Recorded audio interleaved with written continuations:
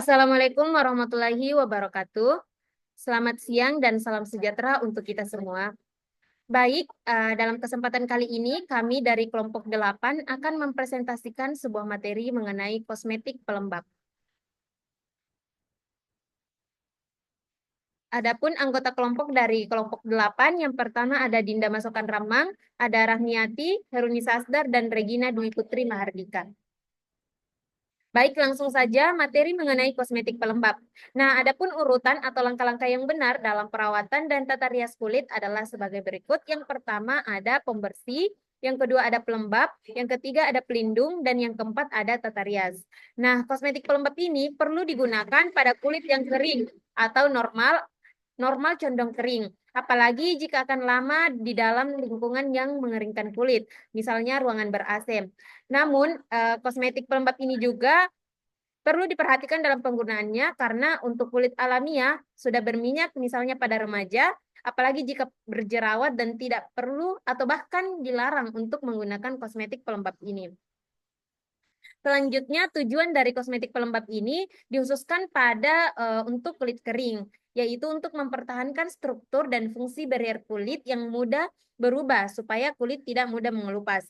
Nah, kulit menjadi kering ini karena ada beberapa faktor. Yang pertama, kurangnya kandungan air dari stratum corneum, kemudian yang kedua, pembelahan sel epidermis yang overaktif, dan yang ketiga yaitu kerusakan sistem pelindung alami dari kulit. Nah, mengapa sih kulit ini perlu dilembabkan? Secara alamiah, normalnya kulit memiliki lapisan lemak tipis di permukaannya, yaitu produksi kelenjar minyak. Nah, produksi kelenjar minyak ini bertujuan sebagai pembentukan lapisan lemak di permukaan kulit, guna untuk melindungi kulit dari kelebihan penguapan air yang dapat menyebabkan terjadinya dehidrasi kulit. Nah, menurut beberapa literatur, contohnya dalam penelitian Blank dan kawan-kawan pada tahun 1952, kandungan air di dalam stratum corneum ini meskipun sedikit, yaitu jumlahnya sebanyak 10%, tetapi sangat penting. Kelembutan dan elastisitas stratum corneum sepenuhnya tergantung air di kandungannya dan bukan pada kandungan lemaknya. Nah, Blank juga menemukan bahwa stratum corneum yang ditaruh di udara kering akan menjadi keras, kering bersisik, yang tidak dapat dilunakkan kembali, hanya dengan pemberian lemak-lemak seperti lanolin, olive oil, dan petrolatum. Tetapi menjadi lunak kembali setelah diberi air. Nah, stratum corneum ini terbentuk dari sisik-sisik keratin dan semen yang mirip lilin, yang mengisi celah-celah piringan keratin. Keratin terdiri dari molekul-molekul rantai panjang yang saling berhubungan satu sama lain dengan jembatan garam atau hidrogen. Semakin sedikit jumlah air di antara rantai-rantai tersebut, semakin kuat ikatan dan semakin rendah elastisitas jaringan keratin stratum corneum, sehingga kulit akan kering dan pecah-pecah, membentuk retak-retak mendalam mirip huruf V. Retak-retak pada stratum corneum di bawah kondisi kurang baik ini akan menimbulkan gangguan kulit yang lebih serius. Jika celah berbentuk V ini berkembang dan bahan asing seperti sisa sabun dan mikroorganisme masuk, maka kulit akan kehilangan lapisan lemaknya, menjadi kering dan retak-retak. Itu akan menyebabkan iritasi dan keratinasi yang abnormal dan juga akan melemahkan kulit. Nah, disinilah pentingnya penggunaan pelembab kulit untuk mencegah terjadinya dehidrasi kulit yang akan menyebabkan kekeringan dan retak-retak pada kulit. Baik, materi selanjutnya akan dilanjutkan oleh Saudari Rahmiati. Kepadanya dipersilakan. Faktor penyebab terjadinya dehidrasi kulit. Normalnya kulit sehat dilindungi oleh kekeringan oleh kandungan bahan-bahan yang bisa menyerap air, asam-asam amino, purin, pentosa, kolein, dan asam fosfat yang jumlah total seluruhnya adalah 20% dari barat lapisan stratum corneum. Bahan-bahan yang larut dalam air tersebut dapat terangkat dari kulit oleh petipan atau pencucian jika mereka tidak dilindungi oleh lapisan lemak tipis yang larut air di permukaan kulit. Jika lapisan lemak tipis itu diangkat, bahan-bahan yang larut dalam air itu terbuka dan siraman air berikutnya akan mengangkat mereka meninggalkan kulit yang sebagian atau sepenuhnya kehilangan karakter hidrofik dan elastisnya. Demikianlah penghilangan lapisan lemak kulit menyebabkan terjadinya dehidrasi kulit. Next.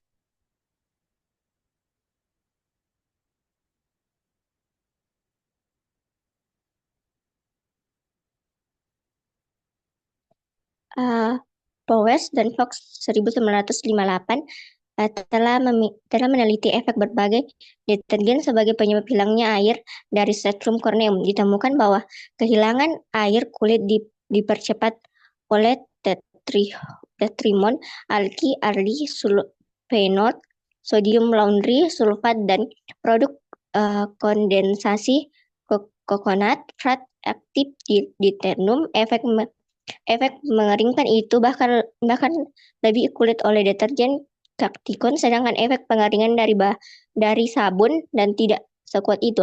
Pengaruh udara terhadap dehidrasi Stretchum corneum juga telah diketahui. Jika kelembapan relatif udara rendah, kandungan uap air dalam udara sedikit, maka resiko kekeringan kulit lebih besar. Dalam udara yang panas, Stretchum corneum tidak cepat mengering seperti dalam udara dingin, karena kelenjar bases aktif mensuplai permukaan kulit dengan minyak air. Jika angin keras menguap air, kulit lebih cepat karena uap air di bawah pergi oleh angin. Di dalam udara yang dingin, elastisitas Stretchum corneum lebih kurang lagi karena lilin kulit bahan semen antara silik keratin dalam stretchum kulit menjadi lebih keras dan kokoh. Lagi pula dalam udara dingin, kresis sebelum berkekurangan. Selanjutnya, next.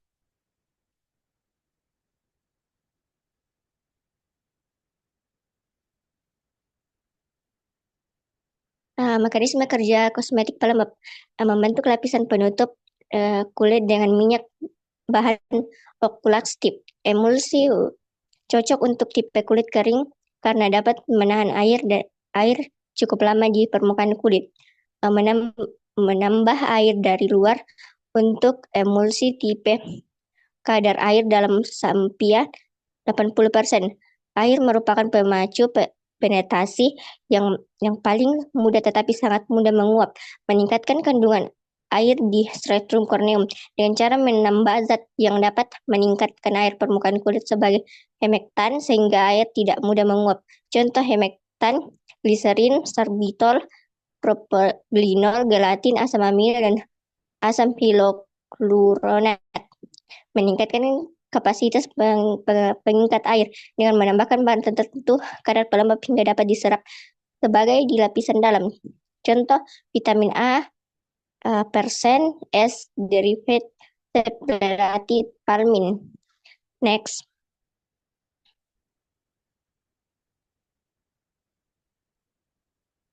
Lanjutan mekanisme kerja kosmetik menormalkan proses pembelahan sel, meningkatkan pengelupasan dengan menambahkan vitamin A plamin kombinasi dengan 7 dehidrokolesterol, meningkatkan fungsi tawar terhadap kehilangan air dengan menambahkan zat-zat dapat meningkatkan tegangan permukaan cair sel yaitu zat lipofilik. Contoh kolesterol, glikopid, dan vitamin A. Berikan potensi terhadap radiasi UV. UV proteksi yang permukaan pada pelembab kulit Sun Protection 15. Selanjutnya,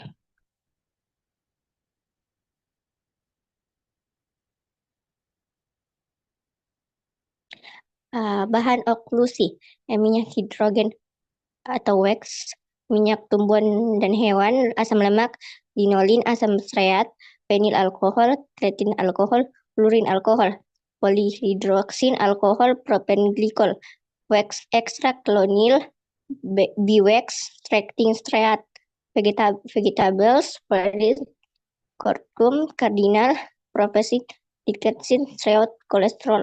Baik, saya kembalikan ke moderator.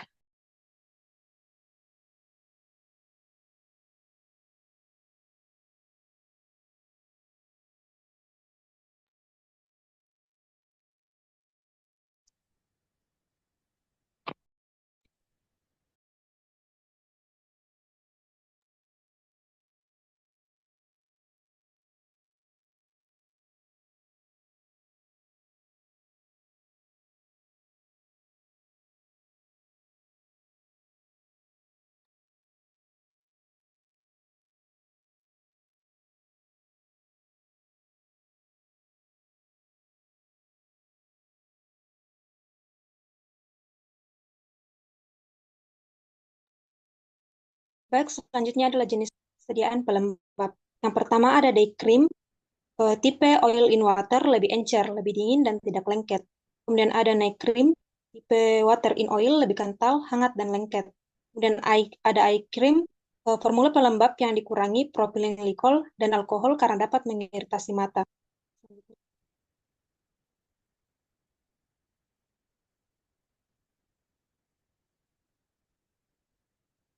Berikut ada jenis-jenis kosmetik pelembab. Kosmetika pelembab yang didasarkan pada lemak.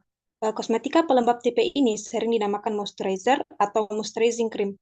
Krim ini akan membentuk lapisan lemak tipis di permukaan kulit yang sedikit banyak mencegah penguapan air kulit dan juga menyebabkan kulit menjadi lembab dan lembut. Selanjutnya,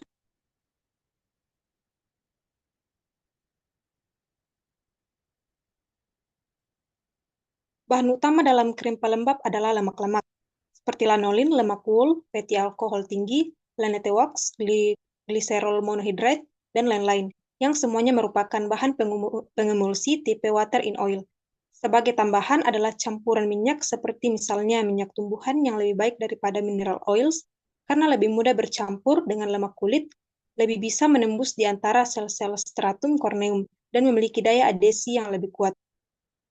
Preparat dari tipe emulsi oil in water, misalnya bahan-bahan emulgator non-ionik yang paling cocok untuk krim pelembab. Sabun-sabun triethanolamin juga sering direkomendasikan sebagai tambahan krim oil in water. Selalu berisikan humektan, seperti gliserol, sirup sorbitol, dan lain-lain. Air yang digunakan harus didestilasi atau dihilangkan garam-garamnya dengan ion exchanger.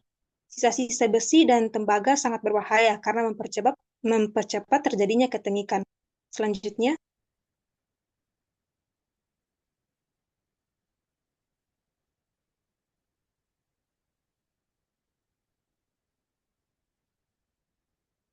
selanjutnya itu kosmetika pelembab yang dasarkan pada gliserol atau humektan sejenis.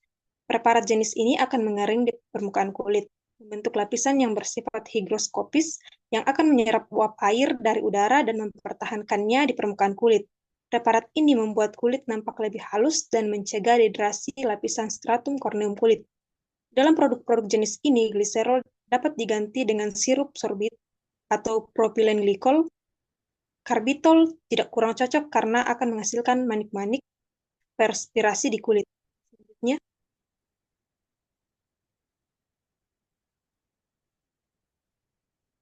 mucins atau bahan-bahan pembentuk gel biasanya ditambahkan, tetapi harus dihindari pemakaian bahan yang bersifat adesif seperti misalnya gam arabica dan bahan yang jika mengering membentuk lapisan yang resisten.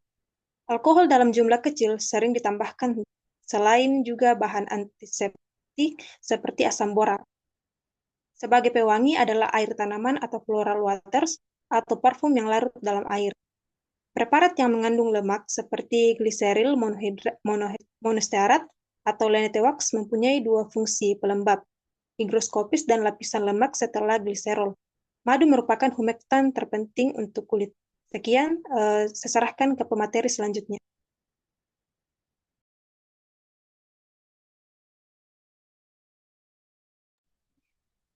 Berikut beberapa contoh kosmetik pelembab. Di antaranya ada pelembab bibir, pelembab wajah, eye cream atau pelembab bawah mata, body cream atau pelembab tubuh, dan hand lotion. Berikut contoh formula dari kosmetik pelembab.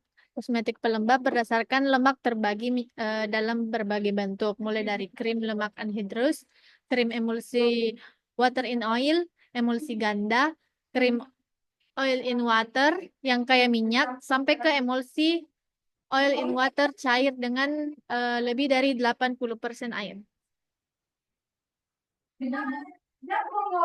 Berikut juga contoh lain dari formulasi kosmetik pelembab hand lotion and gel. Dari pemaparan materi ini dapat disimpulkan bahwa kosmetik pelembab perlu digunakan pada kulit yang kering atau normal cenderung kering. Kemudian kosmetik pelembab tidak.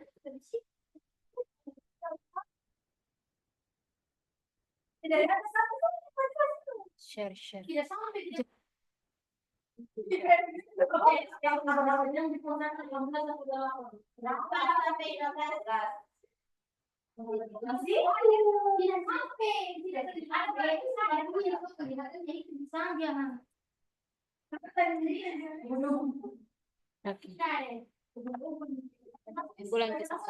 Berdasarkan hasil pemaparan materi yang telah dipaparkan, kosmetik pelembab dapat disimpulkan bahwa kosmetik pelembab ini dapat digunakan pada kulit yang kering, normal, atau condong kering.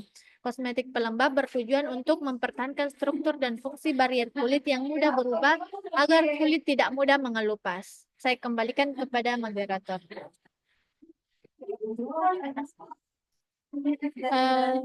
Itulah tadi pemaparan materi dari kelompok kami. Lebih dan kurangnya mohon dimaafkan. Billahi taufiq wal hidayah. Wassalamualaikum warahmatullahi wabarakatuh.